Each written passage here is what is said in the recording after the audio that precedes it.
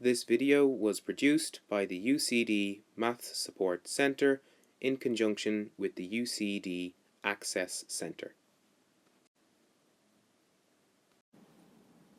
In this video, I'm going to talk a little bit about congruent triangles. So first of all, what is a congruent triangle? Congruent triangles are triangles where all the corresponding sides and interior angles are equal in measure. This symbol here, this symbol that looks like an equals with an extra line, is a shorthand way of describing two triangles as congruent. For example, the triangle ABC is congruent to the triangle DEF. A couple things to note, that the areas of congruent triangles are always equal as well, and there are four main ways of proving that two triangles are congruent, and we'll go through them now. The first, known as side, side, side, or SSS, is when all three sides of the triangle are the same length. So three sides all match. So in these two triangles I have here, we have a side that's length 4 in both. We have a side that's length 5 in both. And we have a side which is length 6 in both. But it doesn't matter which way around the triangle is, so long as all three sides match up, then we have side, side, side, or SSS, and the two triangles are congruent, meaning that the angles all match up too. But you've got to be careful when labeling the angles that you label the correct ones. So in between the side that's length 4 and the side that length 5 will be equal, but over here on the right, the angle in between those two sides is the one at the top here. So those two angles are equal, for example, and the other two angles similarly between 4 and 6 here, between 4 and 6 here, and between 5 and 6 here, 5 and 6 here. So you have to make sure that the angles are in between the two relevant sides. The next way we can show triangles are congruent is side angle side, often written as SAS.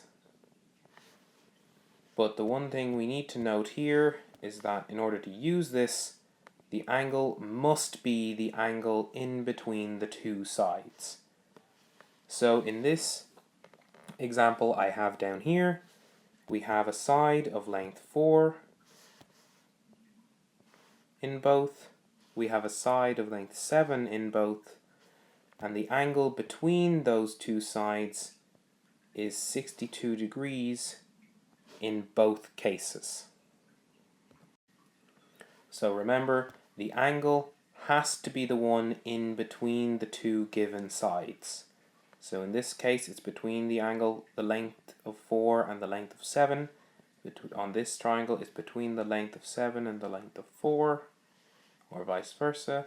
So it's always the angle in between your two sides given. The third way is angle side angle, sometimes written as ASA for short.